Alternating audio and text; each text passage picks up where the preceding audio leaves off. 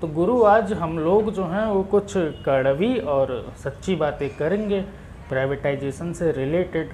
तो हम चाहेंगे कि जो लोग भी प्राइवेटाइजेशन का समर्थन कर रहे हैं या विरोध कर रहे हैं वो लोग इस वीडियो को पूरा देखें, उसके बाद अपनी राय जो है वो बनाएं या फिर अपनी राय रखें। तो बाबू मौजूदा मतलब सरकार का अगर हम लोग स्टेटमेंट देखें तो हमको तो ऐसा लग रहा है कि सरकार जो है पूरा शार्क टैंक इंडिया का शार्क बन गया है कि मतलब I don't have expertise in this field that's why I am out. ऐसे थोड़ी ना होता है यार। तो सबसे पहले अब मालिक का बात करेंगे हम। मालिक बोले थे कि जो बेचना जो है वो ज़रूरी है, काहे कि सरकार का जो काम होता है वो बिजनेस व्यापार करना नहीं है।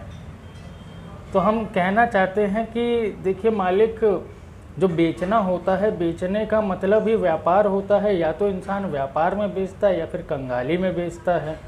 तो दोनों में से एगो चीज़ तो होगा, या तो व्यापार हो रहा है या फिर देश में कंगाली आ रही है। अब कुछ बुद्धिजीवी लोग कहेंगे कि बाबू देखो, जिस चीज़ का उपयोग नहीं होता है उसको भी बेचना ज़रूरी होता है ताकि वो किसी और के काम आ जाए और हमको उसके बदले में पैसा मिल जाए। तो हम उन बुद्धिजीवियों से बस इतना कहेंगे कि देखो बाबू, रिमोट एरियाज़ में बैंकिंग को पहुंचाने के बाद पीएसएल स्कीम में लोन देना और समय समय पर कर्ज माफ़ी जैसी चीज़ों को करने के बाद अगर कोई बैंक प्रॉफिट दे रहा है तो उसको बिना काम का तुम कैसे बोल सकते हो? काम का तो है ही ना वो। और वैसे भी गुरु, इन बैंकों के अंदर जो कर्मचारी काम करते हैं ना, वो समझ रहे हो कितना मतलब हाई लेवल का एग्ज़ाम पास करके आते हैं। उनका मानसिक स्थिति बहुत अच्छा होता है बे, रीजनिंग बहुत अच्छा होता है।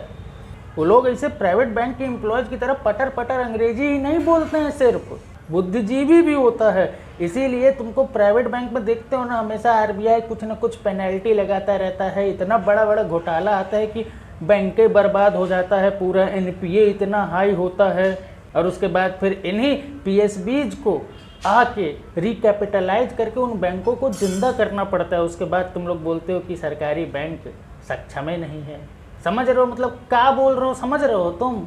अब कुछ लोग बोलेंगे कि चलो यार ये सब बढ़िया है, लेकिन सरकारी बैंक में कस्टमर सर्विस अच्छा नहीं होता है। तो बाबू एक बार पीबी ब्रांच मतलब कि पर्सनल बैंकिंग ब्रांच में जाके अकाउंट खुलवाओ ना।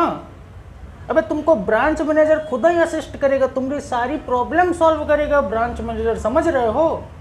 प्राइवेट बैंक की तरह नहीं कि मार्केटिंग का बंदा पीछे पीछे घूम रहा, खुद ब्रांच मैनेजर तुम्हारा प्रॉब्लम सॉल्व करेगा।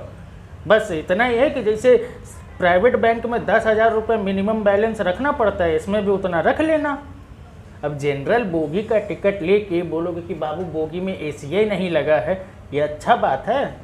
अबे गरीबों को तो प्राइवेट बैंक में जब जाओगे ना, शकल देखेगा गार्ड तुम्हारा, अंदर घुसोगे बोलेगा कि अरे 10,000 मिनिमम बैलेंस का अकाउंट खुलता है अंदर, बस घुर के चले जाओगे वहीं से। प्राइवेट बैंक ना सिर्फ प्रॉफिट के लिए काम करता है, समझा? सरकारी बैंक ना प्रॉफिट प्लस सोशल वेलफेयर के लिए काम करता है। अब कुछ लोग बोलेंगे कि यार लेकिन फिर भी काम तो बहुत धीरे धीरे होता है ना। तो काम तो धीरे धीरे हर जगह होता है, अब कितनी जगह तो होता भी नहीं है। अबे जाओ ना पुलिस स्टेशन में एफआईआर लिखवाओ, एफआईआर नहीं लिखता है तो क्या करे, पुलिसों को प्राइवेट कर दें? अबे बैंक में कम से कम धीरे धीरे ही सही काम तो होता है ना। कितना जगह तो काम ही नहीं होता है, समझ रहे हो? जनधन का अकाउंट हम बंद करा दिए हैं अपना, 8 साल 10 साल हो गया, होने वाला है, लेकिन काम ही नहीं हुआ अभी तक उसका। और जितने लोग भी बोल रहे हैं ना privatisation is good for Indian economy, India 5 trillion 10 trillion का बहुत बड़का इकोनॉमी बन जाएगा। अबे तुम में से 95% से भी ज़्यादा लोगों का बैंक अकाउंट खुद सरकारी बैंक में होगा। पहले प्राइवेट में जाके अकाउंट तो खुलवाओ। अभी ये मत बोलना कि हमारा पेटीएम पेमेंट बैंक में अकाउंट है। पेमेंट बैंक का बात नहीं कर रहे हैं, बैंक का बात कर रहे हैं। तो पहले अकाउंट खुलवाओ, उसमें 10,000 रुपये मिनिमम बैलेंस रखो और उसके बाद फिर ज्ञान दो कि प्राइवेटाइजेशन गुड है या बैड है। तो बस भैया लोग, ये थोड़ा सा मतलब कुछ क्वेश्चंस था जो हमारे कुछ वीडियोज़ में जो है कमेंट में ऐसे ऐसे क्वेश्चन हमको दिखे थे, तो हमको लगा कि हमको थोड़ा क्लियर कर देना चाहिए। तो आई होप कि हम क्लियर कर दिए होंगे। अब जिन लोगों को भी समझ में आया कि प्राइवेटाइजेशन अच्छा है या बुरा है तो नीचे कमेंट करके बता सकते हैं।